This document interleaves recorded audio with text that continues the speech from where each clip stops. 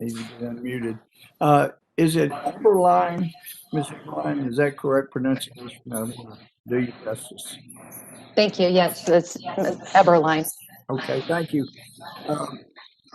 Well, are any of the proposals in the bills that are being discussed today, do they appear to be redundant?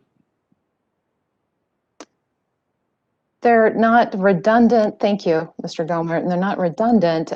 They're complementary to some of the activities that we're having already in the Forest Service. And what would that be? We're looking at, we've been embarking on some of our recreation permit modernization. We've been looking at and have been starting to work on electronic permits, updating our databases. We have been training our employees in being prepared and ready for electronic and digital services that would complement many of the programs that have many of the options that they have in these legislation. Well, why is the potential for automatically renewing existing permits under 3670 of concern to some people, as far as you're aware? Well, we do have the ability currently to be able to have some permits be able to be automatically renewed. And certainly the SOAR Act would support that and expand some of the flexibilities that we have already. Right. So is there no concern at all about any of the automatic renewals that may take place under the new bill? I would say we want to make sure that any kind of clauses or any new updated information as part of a permit would be able to be inserted into any renewal on a permit. Yeah, with that, but if it were automatic, then you may not have that opportunity to insert that language, correct? Aspects that we'd like to work with the committee to ensure that we have some opportunities to do that upon renewal. Okay, so but you're hoping that there will be some small modifications to those provisions then, correct? We're hoping to work with the committee to do that, to have those technical modifications.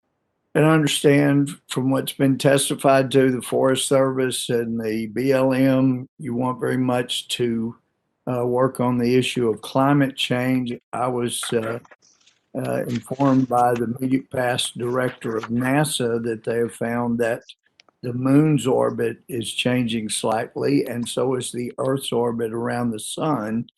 We know there's been significant solar flare activity. And so, is there anything that the National Forest Service or BLM can do to change the course of the moon's orbit or the Earth's orbit around the sun?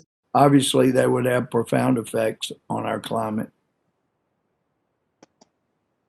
I would have to follow up with you on that one, Mr. Gohmert. Yeah. Well, if you figure out a way that you in the Forest Service can make that change, I'd like to know. Also, just to put on your radar, as the Associate Deputy Chief in the National Forest System, we've got a couple of national forests in East Texas in my district, and I get complaints regularly about whether it's culverts not being repaired. It's almost as if the Forest Service wants the land for themselves, but not for the public. We also know that in our poorer rural counties that have a significant amount of national forests, they went from receiving their portion of proceeds from the renewed resource of pine trees. They went from getting $1.6 million to one year 64,000. And the stewardship program, in some of our local government's opinion, is being used to prevent them from sharing in the proceeds by putting money into a stewardship program that they're told, oh, this will benefit the entire county, the community, but they can't see the benefit. And they certainly notice that money being put off limits to them getting 25%. So I would hope that y'all would take another look at just how the stewardship program is being implemented. But I thank you, and I see my time has expired. Yield back. Thank you, Mr. Chairman. The gentleman yields back. The chair will now recognize Ms. Talib if she is still with us.